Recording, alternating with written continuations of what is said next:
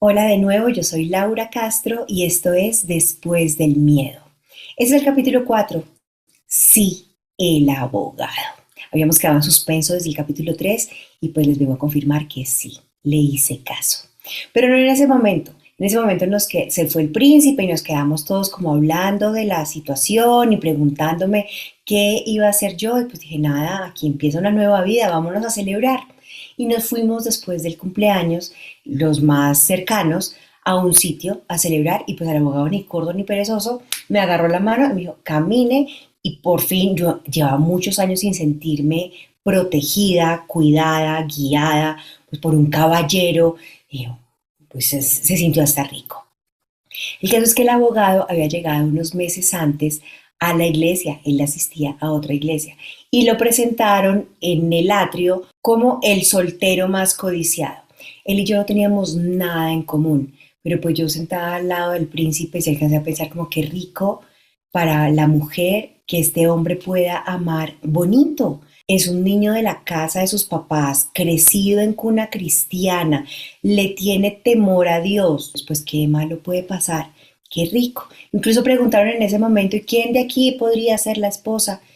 Y yo, comparándome, yo pues hasta seré yo. Pero eso quedó ahí como en mi pensamiento, eso no pasó nunca a mayores, de verdad que no teníamos nada en común. Sin embargo, después de esa noche seguimos hablando y me quedó a mí como la cosita, pues qué tal que fuera. Yo en realidad quería una familia y para una familia, pues un partner, un socio. He visto tantos matrimonios que viven sin amor y ahí van y prosperan y siguen y son una sociedad conyugal en realidad. Sí, ¿por qué no? Las abuelas de antes, las musulmanas, eran como mi inspiración, les escogen hasta el marido y los matrimonios duran toda la vida. Yo quería que el mío también durara toda la vida. ¿Qué de malo había en mi lógica? Pues en ese momento, con esa necesidad, con esas ganas de familia, con ese sueño de ser una mujer de casa, pues me introduje como la novia del abogado. Y no fue fácil. Me tocó insistir en mi papel porque para él y para su familia era casi inaudito que la que fuera a ser su esposa no fuera una doncella virgen de cuna similar cristiana. Tenía que ser una mujer doblemente separada y con una hija ya a bordo. Esto era como todo lo contrario a lo que él jamás había soñado. Sin embargo, yo con argumentos, con Biblia en mano, ratifiqué cuál era mi papel en Cristo, que Jesús había muerto en la cruz por mí. Yo me sentía María Magdalena. Los convencí, yo creo que más por falta de argumentos que porque realmente convicción me aceptaron en su familia, me aceptaron en su vida y tuvimos unos 3 años de noviazgo casto o casi casto, porque cosa gigante para el cristianismo es el sexo antes del matrimonio. Esto es la mayor tentación, el mayor tabú.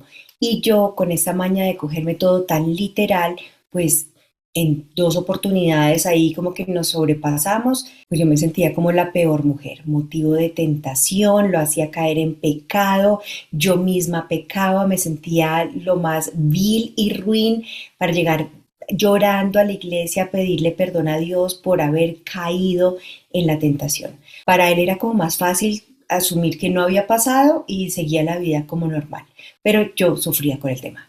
En una oportunidad incluso terminamos el noviazgo porque él me dijo, realmente para mí es muy pesado que hayas estado con 2 hombres antes que conmigo, si nos vamos a casar.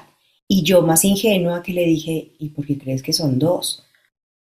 Pues eso fue como boom, o sea, cuando creces tan cuidado dentro de la iglesia creyendo que esa es la pura verdad, pues imagínese este hombre enfrentarse a la Castro. Bueno, después de 3 años de noviazgo y prácticamente preparación para el matrimonio, nos casamos. Yo ya había asumido todo el manual de la Biblia. De hecho, cuando compré mi primera Biblia, dije, si aquí está lo que tengo que hacer textual para tener la vida que quiero, yo lo hago. Dios, por ti, yo lo hago. Y así fue tal cual. Me casé como con Dios, con la intención de ser esa mujer de Proverbios 31. Vayan, miren quién es la mujer de Proverbios 31. Es una mujer perfecta, bien puesta, trabajadora, servicial, hacendosa, sumisa a su esposo, cuidadora de sus hijos. Y pues listo, yo aquí soy. Y así arranqué la vida.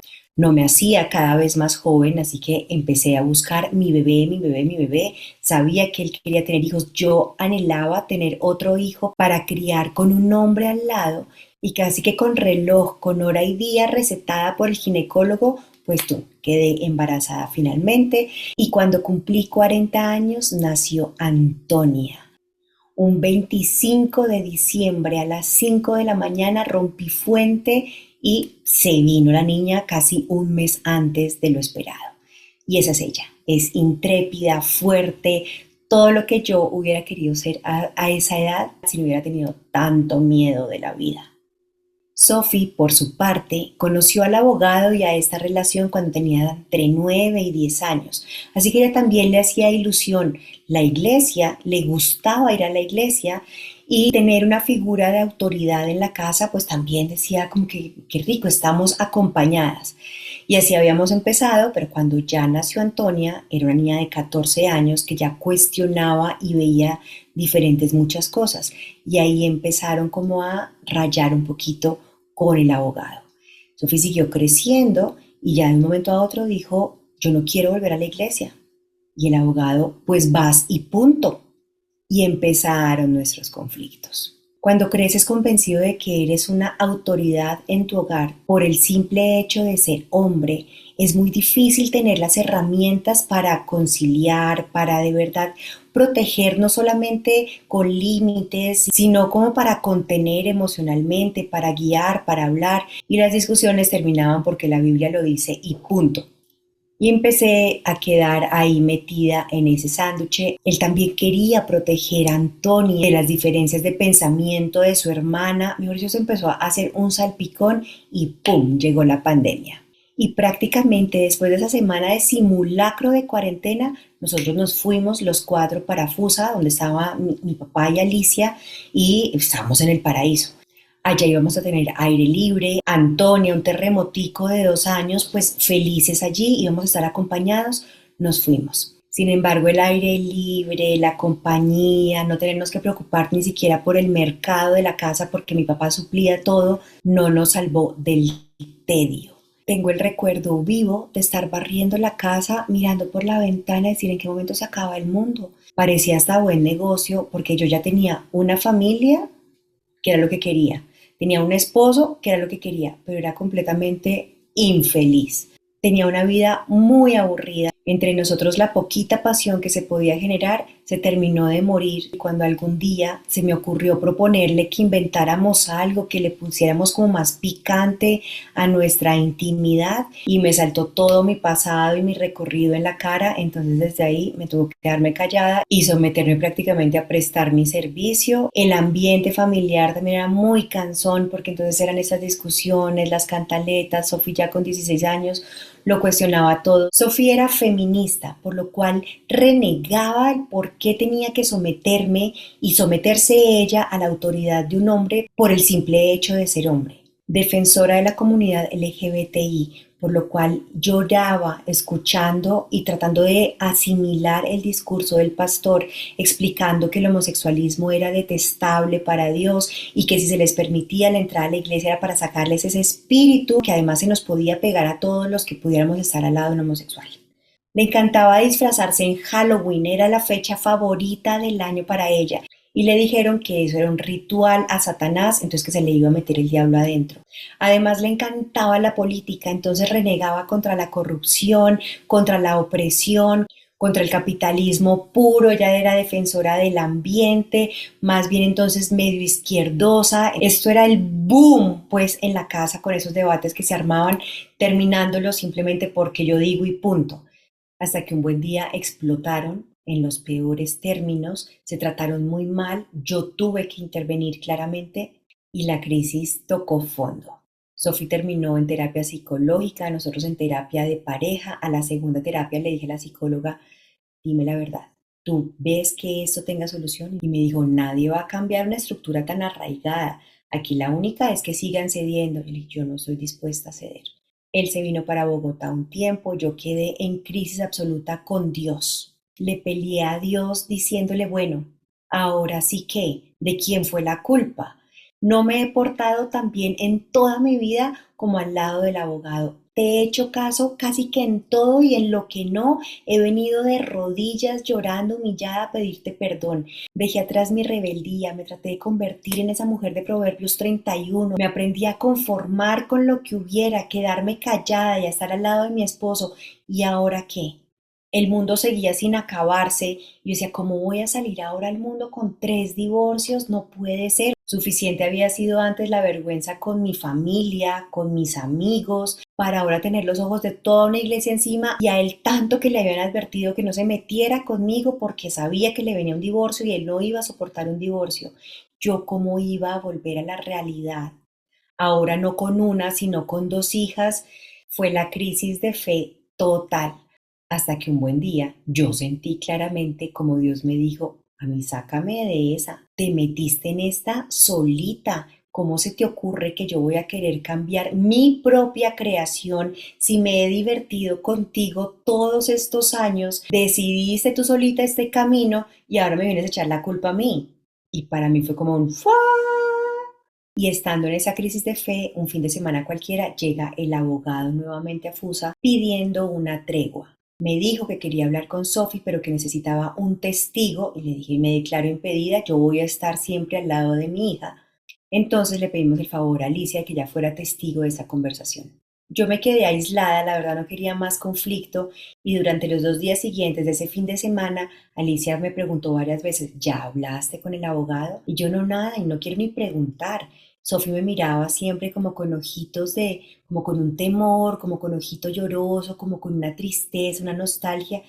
Y, ¿pero qué pasaría acá? La verdad no quiero meterme más en ese drama hasta que al momento de irse el abogado me dijo, ven, tenemos que hablar. Y me dijo, Laura, definitivamente Sofía no me quiso perdonar, entonces ya le dije a ella y ahora te lo digo a ti, que la única manera de que sigamos juntos es que ella se vaya a vivir con su papá o se quede viviendo con los yayos, como bautizó ella a mi papá y a Alicia. Yo me quedé de una pieza y dije, pues esto suena terrible, pero para mí es la puerta de la libertad.